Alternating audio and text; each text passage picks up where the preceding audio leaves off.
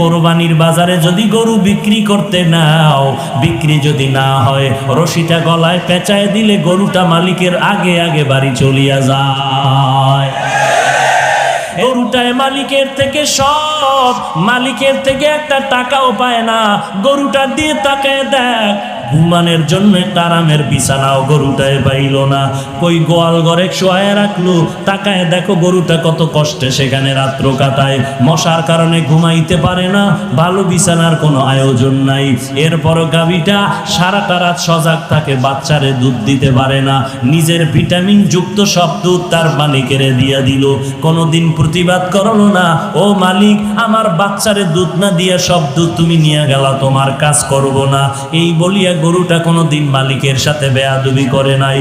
কোরবানির বাজারে যদি গরু বিক্রি করতে নাও, বিক্রি যদি না হয়, রশিটা গলায় পেঁচায় দিলে গরুটা মালিকের আগে আগে বাড়ি চলিয়া যায়। এরে বান্দা তাকায় দেখ, একটা কুকুর মালিকের কত পাগল, মালিকের জন্য জীবনটা পর্যন্ত কুকুর দিয়া দেয়, বহু প্রমাণ আছে।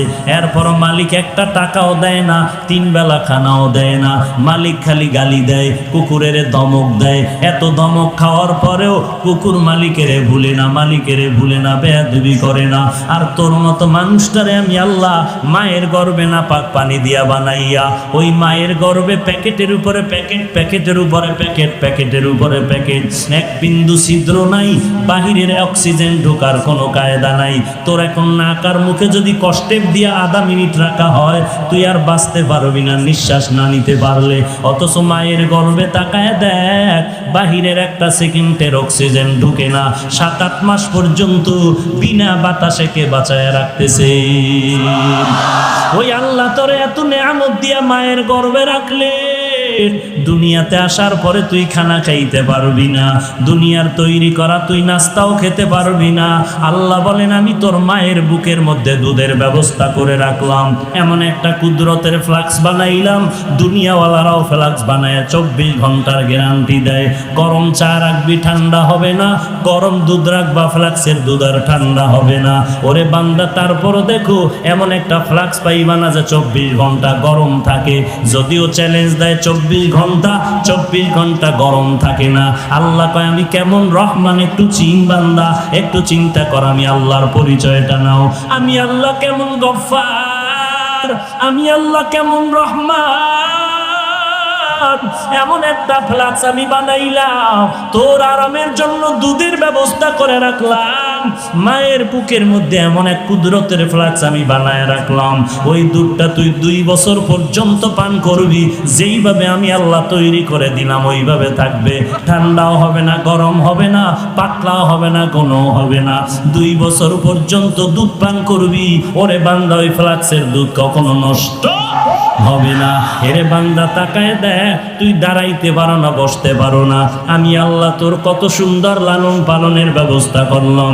তোর এখন বাথরুমের দরকার, মাকে বলতে পারো না আমারে বাথরুমে নাও। তোমার এখন খানার দরকার, আম্মা জানকে বলতে পারো না আম্মা আমাকে খানা দাও। কি করতেছো বান্দা? তোর একটা পুঁজি হলো শুধু কান্নার আওয়াজ, কান্নার আওয়াজ, কান্নার আওয়াজ। ওই কান্নার আওয়াজটা শুধু মা বুঝতে পারে। কান্না দিয়ে তুমি কি চাও? আব্বা জান বাচ্চার কান্না শুনে কয় বাচ্চা কেন কান্না করতেছে, তাড়াতাড়ি ভাত দে, ক্ষুধা লাগছে। মায়ে কয় না না, বাচ্চা এখন ক্ষুধার কান্না কাঁদে না, কারণ 3 মিনিট আগে বাচ্চাটারে কান্না দিয়েছি। বাবায় বলে তো কান্না করে কেন? বলে এখন বাচ্চাটা ঘুমায় যাবে, ঘুমের জন্য বাচ্চাদের একটা কান্না আছে, ওই কান্না কাঁদে। আল্লাহ কয় বান্দা তাকায় দেখ, বাথরুমে যাওয়া লাগবে, তুই বাচ্চা মানুষ বলতে পারো না, শুধু কান্না করো। ওই কান্নার মধ্যে তুই কখন কি চাও আম্মা জান বুঝতে পারে, আর জগতে কেউ বুঝে না।